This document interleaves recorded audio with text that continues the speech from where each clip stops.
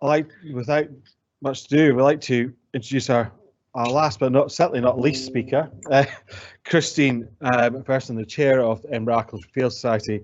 As you'll see from the title, it's a play on the words the 50th anniversary of the society, which has played a major part in most of our lives, certainly archaeological and heritage-wise. So without further ado, I'll hand over to Christine McPherson for the golden years from castle to camel.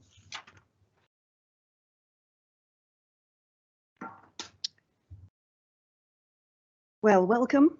It's a great pleasure and a personal belief in the work of the EAFS that I can present to you 50 years of the Edinburgh Archaeological Field Society. Its inaugural meeting was on the 22nd of March in 1971. At that point, it was known as the East of Scotland Archaeological Association. It later changed its name because we wanted to emphasize the fact that we were working in the field. They actually did archaeology. And the first group that formed the society did so in order to make sure that the archaeology they were involved in was properly done, properly recorded, and properly written up. This is something that doesn't always happen. The original purpose of the society is here and is fairly flamboyant. It's a big ask, but I think you'll notice as I go through the presentation that we've succeeded.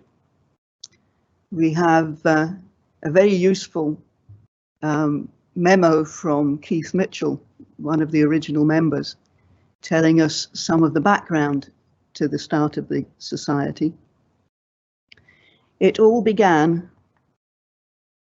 when they were looking at excavating at Fast Castle in Berwickshire. There had been a range of excavations and interventions at Fast Castle. One of the first that's written up is the contract of magic between John Napier of the university fame and Robert Logan of Restalrig in 1594, when they believed that there was some magic treasure in Fast Castle. And the society basically was formed to turn this treasure hunting activity into a more systematic archaeological investigation.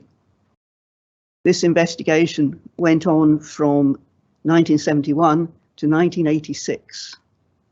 And as you can see by the picture, the castle is on that promontory there, and it's a very narrow bridge over.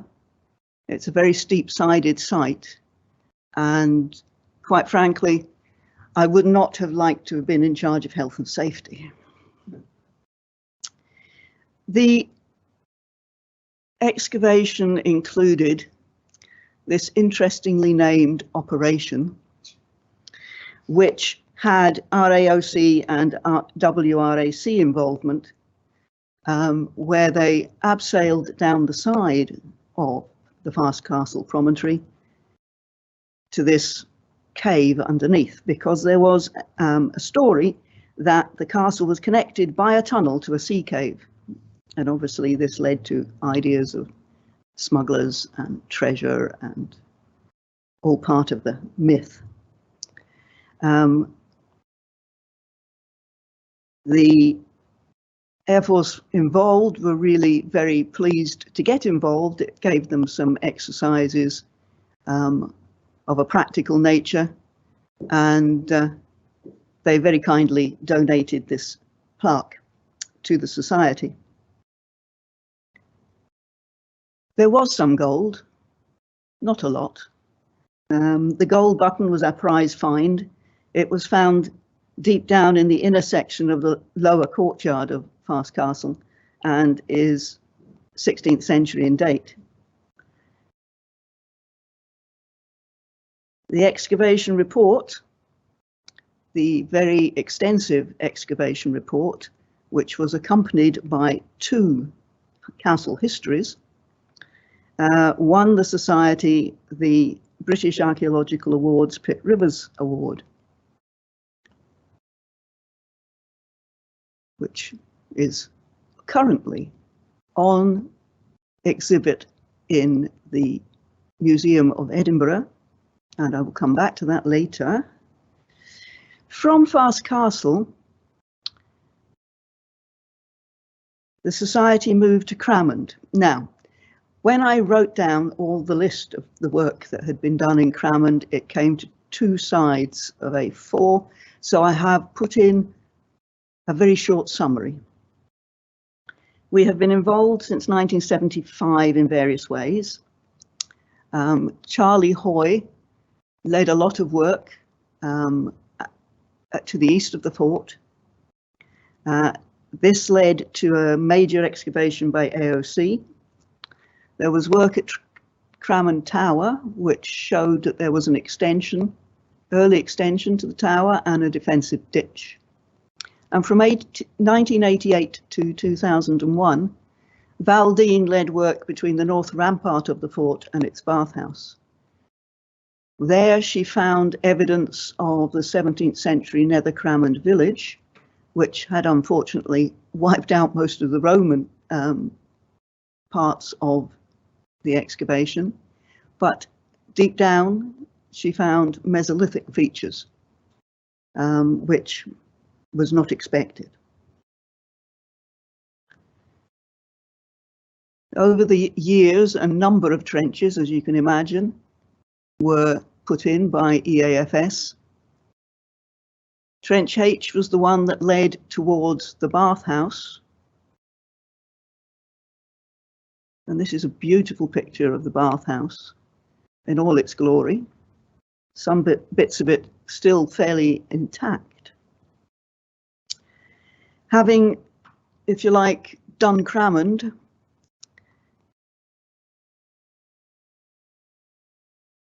some of you will recognize some of these people, I'm sure.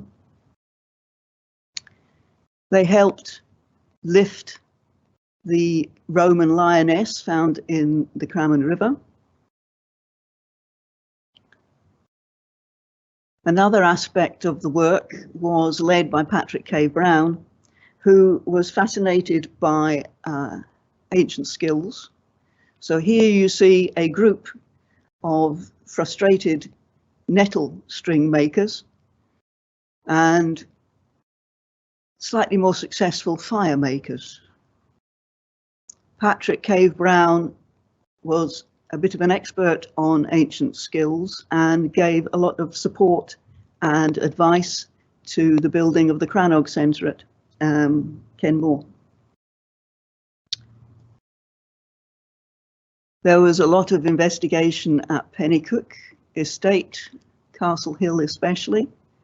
Frank Harkness, another member of the society, was interested in the fact that the Hark and Burn might well have had something to do with his name. And his research led to finding a 12th or 13th century document mentioning this estate, which was found down in London, and Frank was instrumental in getting it repatriated to Scotland. You can see the person in the green and navy blue fleece talking to Alan there is Dave Jones, who we recently unfortunately lost, but he was in his 90s, which proves that archaeology is good for your life, work, and extends your life well beyond the average. He was involved in running the excavations from 2003 to 2009, and although they found very little actual artifactual evidence, they did get some hearth site dates which were between 350 BC and 200 BC. At this site We also did geophysics, ground resistance and magnetometry, and we were involved at Penicuik in a training week where we not only did training for other people, but we also did our own training in building surveying. Dave Jones was the leader in the work that we're quite well known for, which is geophysics. We have over the years done well over 100 geophysical surveys. We've done them for our own excavations, we've done them for other societies and worked with other groups as well. Our first survey was at New Hales in 1998, which you can see here.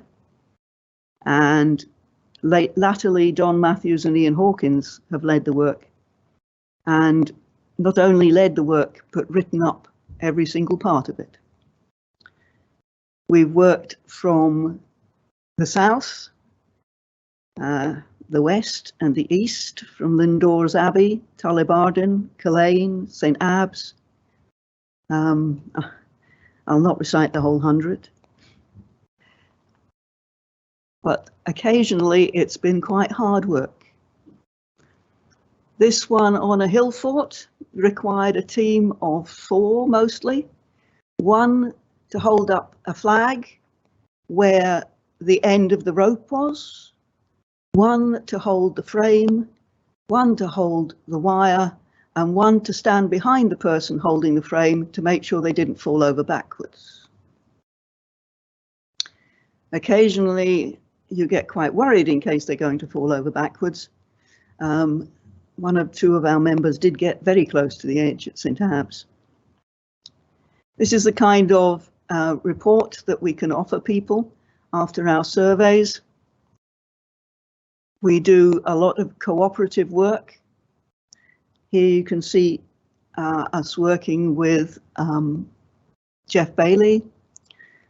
A lot of his work obviously is Roman, being based in Falkirk.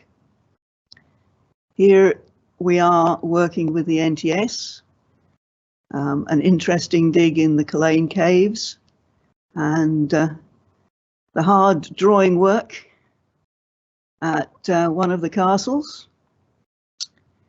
Another area that we got involved in was Scotland's rural past, where we were lead in the Pentland Hills project, and you can see the range of survey sites here.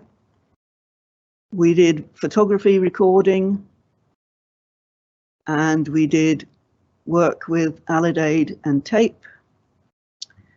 And again, well written up.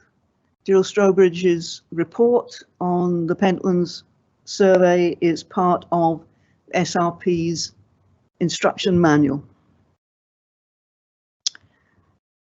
This was a lovely muddy site where we worked with SCAPE underneath the bridges, looking for a site of one of the James's boat building yards, and we think we found it. As a society, we have regular talks, or we did have until COVID closed them down, and we're hoping to start up next year. We do outings to different places. This is Pinky House roof, which is absolutely fabulous and well worth a visit. We take part in conferences. Our latest project, which thanks to John Lawson, we've been undertaking since 2017, is at Cammo, which is on the other side of the main road into Edinburgh from Cramond. So if you like, we've returned to our old haunts. But Cammo, unlike Cramond, has not had much archaeological work done on it. And so we almost have a blank canvas. We started off working around Cammo House. You can see the sad remains of it there on the right. It was a magnificent mansion house. At one point it had over 55 rooms. It housed 20 servants And through the researches of our members, especially Anne, we have found evidence that relates to the whole of Scotland's history from the date of the building of the house in 1693. We have links to witchcraft, we have links to slavery, we have links to the Union of the Crowns, the Darien adventure. You name it, it happened here. We had brewers, we had distillers, we had fornicators, we've had stories galore, and slight touches of madness towards the end, as well as 30 dogs kept in the house. This was our first trench around the back of the house, and what we intended to do was to find the evidence of the external size of the original house rather than the tump that's left. We then moved on to some of the outbuildings. The offices, or Cammo cottages as we now call them, were thoroughly overgrown, and we have cleared away all of the ivy, the bricks, the stones, and we now have a wonderful open area which we hope will be consolidated and will be used to tell the story. Because part of the story is that in 1911, the last person on the Cammo estate was Margaret Wright, the ex-cook from the house. She was 70-year-old. She was taking embrocation and tonic. She had perfume bottles. She had her cookery equipment. She had a bedstead and her false teeth in this area. Our next area we worked on is what I now call the Steading, but on the maps was called the Piggery. And as you can see here, we have discovered a lovely byre site at the back of it. Recently, we've had a great deal of student involvement, mostly from Edinburgh University's ArcSoc, but we've had students from Glasgow, from Highlands and Islands, and from foreign universities as well. And this is part of our attempt to reach out to different groups within the community. Our latest project, which I don't have a photograph of because it is that new, is our oral history project. And here we are linking with the people who live around Cammo and who walk through the gardens and quite often chat to us as we're working. And we hope to record their ideas and their knowledge of the estate through the years. It is our 50th year, and due to COVID, it's not quite been the 50th year we expected, but we were very pleased to host Frank Ross, the Lord Provost of Edinburgh, and he spent a good 2.5 hours with us, much to the agitation of his driver, as he was meant to be somewhere else at least half an hour up before that. And our pièce de résistance, our 50th anniversary exhibition, which will be carrying on in the Museum of Edinburgh until mid-February. And as you can see there, our president and our archivist are hard at work getting it ready. And as far as I can gather from people who have been, it has been a big success. So thanks to all our members, past and present, and thanks to you for listening. Thanks very much, Christine, and Cher's owned up to having some prior involvement in the Field Society, so hopefully I don't get too many FOIs after that one. Thank you very much.